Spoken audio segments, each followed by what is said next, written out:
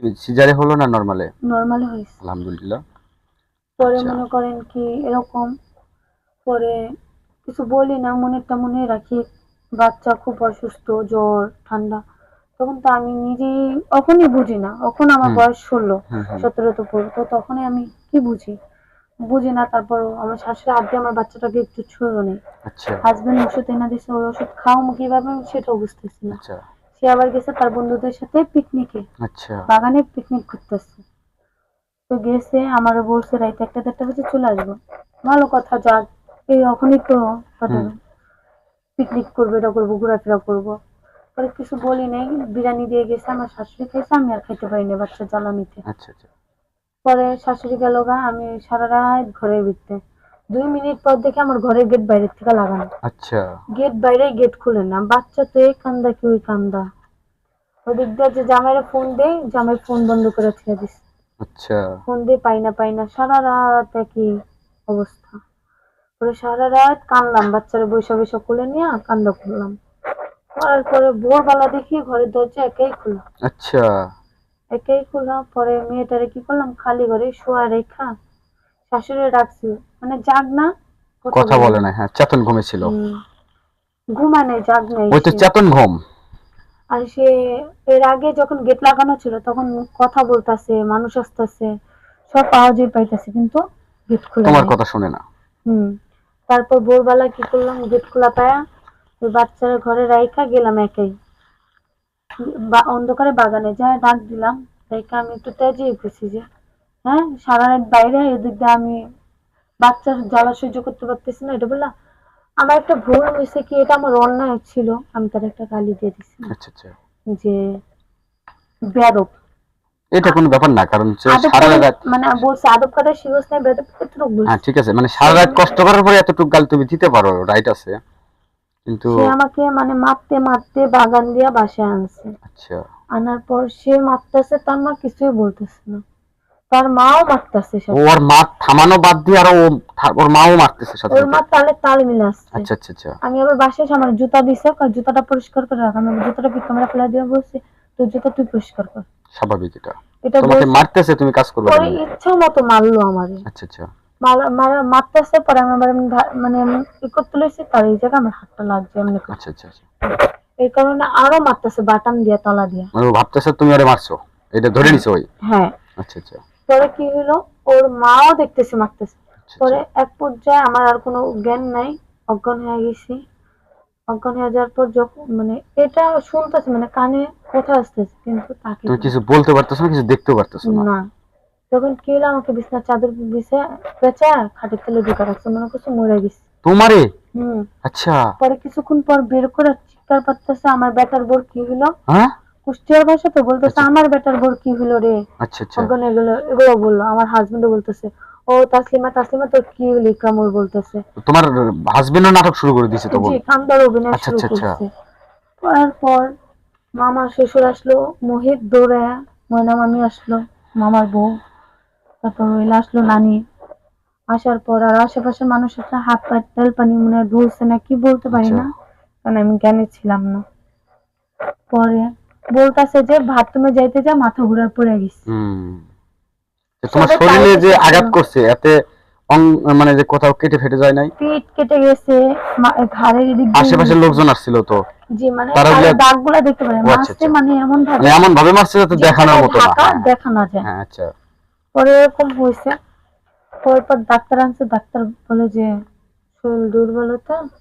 আর doctor তো বুঝতেই পারছে, আর হুম। তবে মেডিকেলে নেই, আমি আচ্ছা কিছু করতে পারবো না। আচ্ছা আচ্ছা।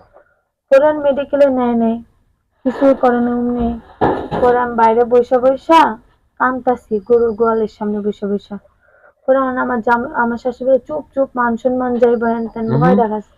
পরে আমি ভাবলাম আমার মার সাথে কথা বলুন, তখন আমি আমার চোখে কিন্তু সমস্যা, চশমা পড়া লাগে। আচ্ছা আচ্ছা।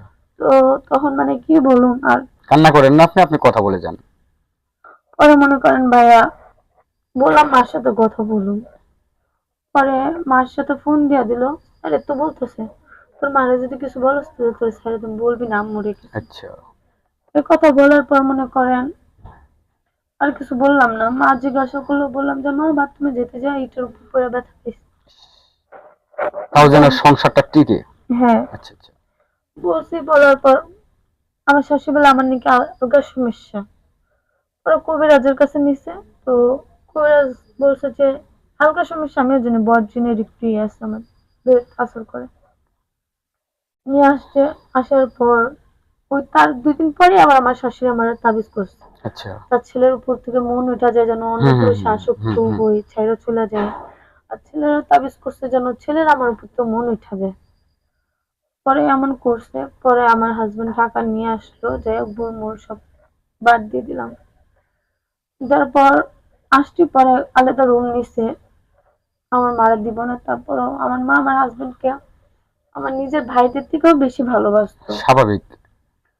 অনেক ভালোবাসতো আমার থেকেও। সে যেটা তুমি পছন্দ তোমার মায়ের করতো। তুমি তোমার মায়ের একটা কলিজা, সেই কলিজাটাকে অন্য একটা ছেলের কাছে দিচ্ছে, সেই ছেলেটাও তো তোমার মায়ের কলিজার মতোই হবে, এটাই স্বাভাবিক। মানে আমারও এতটা ভালোবাসতো না। হুম। আমি নিজে না খাইও ওরা খাওয়াইতো। ঠিক আমার আছে, তোমার সাথে। তোমার হাজবেন্ডকে যদি তোমার মা ভালোবাসে, আর তোমার হাজবেন্ড যদি ভালো মানুষ হয়, তাহলে বুঝবো যে না, ওর মা আমাকে ভালোবাসে, তাহলে ওর মেয়েকে আমার ভালোবাসতে হবে, এটাই নিয়ম।